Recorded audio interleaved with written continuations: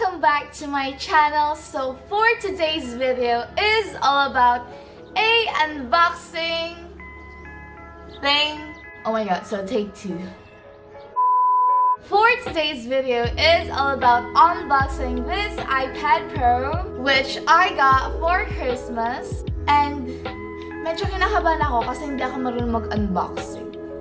Like, marunong ako magtagtag ng mga box. But I don't know how to explain some of the stuff that they are explaining. All I know is just trying to open this, so that's just what I'm gonna do. So guys, disclaimer, wala kayong masyadong matututunan dito sa akin.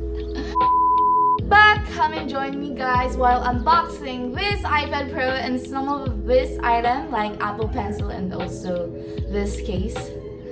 So if you want to know what's inside, then let's go ahead to the video.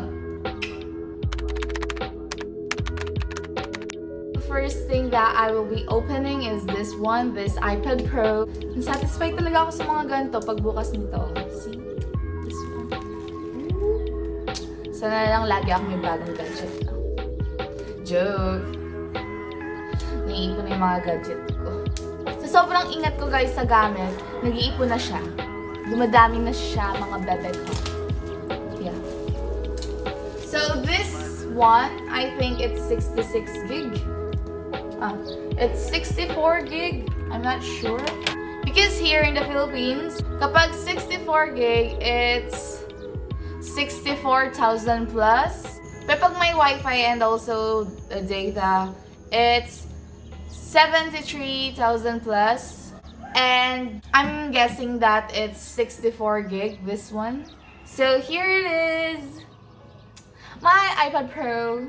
Pinangarap ko ng kahit tagal-tagal. Oh my god! So now let's open it. Ang bango niya guys, amoy bago. Ang sarap amoyin kasi amoy bago. So, here is my iPad Pro.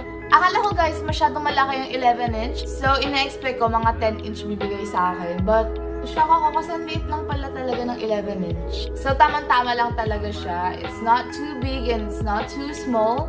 Perfect for drawing. Ganito ko na siya. Yan. Ay! Good. Mag-igat kanina.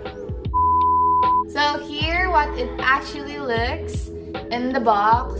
Never mawawala to. Mga stuff, the instruction that we never ever read. Kami lang ng papa ko, yun lang ang motto namin in life. No one ever reads this instruction. So guys, I'm not gonna do a detailed about this because it's just an instruction. And it also has that sticker stuff. So yup, what's inside here in the box is this charger.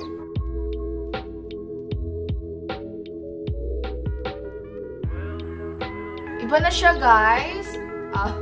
I don't know, it's a new style. And here's the charger.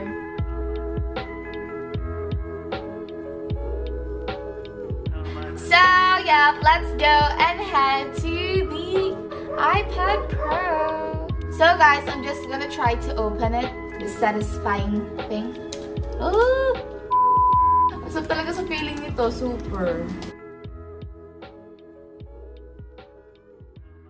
And by the way, guys, I got the silver one. Ang suit niya, guys. Hallelujah! So, I'm gonna try to open it here. Wait, let's just first see kung ano yun dito. So, tamang-tama naman yung kanyang laki, yung kanyang... So, guys, tamang-tama naman yung kanyang inch dito sa side. Hindi siya ganun kanipis, hindi rin siya ganun kalaki. So, I think this thing here, that thing is for the Apple Pencil. And here guys is the camera. Medyo parang nakaangat siya, but it's okay. Mag-iinarte pa ba ako guys? But, yun lang yung ano ko, paano pag nilapag mo siyang ganun? Pero, okay na siguro yun, di ba? Ewan ko guys, pero masaya na lang ako. Alang magreklamo ka pa, di ba? So I'm just gonna try to open it right here. Okay guys, so kailangan pa pala siya i-charge. So that's what I will be doing. Yup. So guys, habang charge ko muna yung iPad Pro, is bubuksan muna natin tong Apple Pencil. So I'm gonna open it.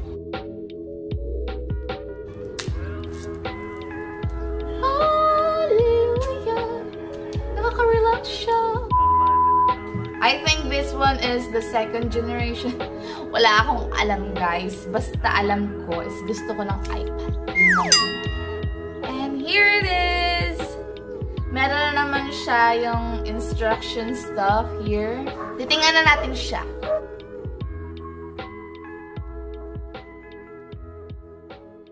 So it's just this guys. Ito lang siya, ina-explain yung about sa pencil. Oh, see guys, sabi ko sa inyo dito charge.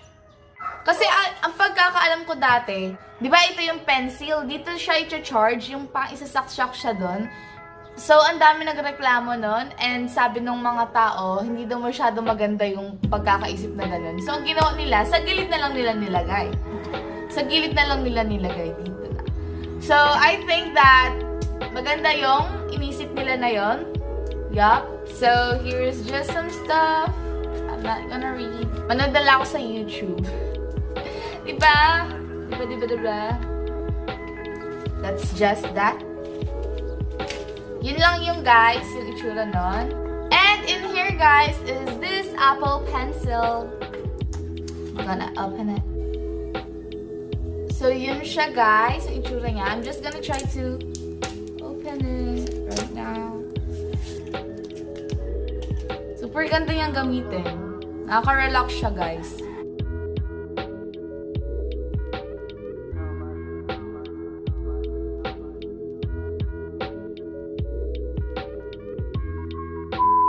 So guys, the next item that I will be showing you is none other than this case. This iPad Pro case. It says that it is a keyboard, but I will be calling it a case. Because ayoko magmukhang tanga. Okay, so I'm gonna open it right now. Hallelujah! Kinakabahan ako lagi pag ganito. Oh my God, guys. Para rin siyang iPad. Para rin siyang iPad, guys. Tingnan nyo. Pag ganito-ganito pong nalalaman sila. So, here it is. Buti lang walang instruction. Magkaka-instruction sa keyboard. But here it is, guys. It is cute. Sukatin na lang natin siya mamaya.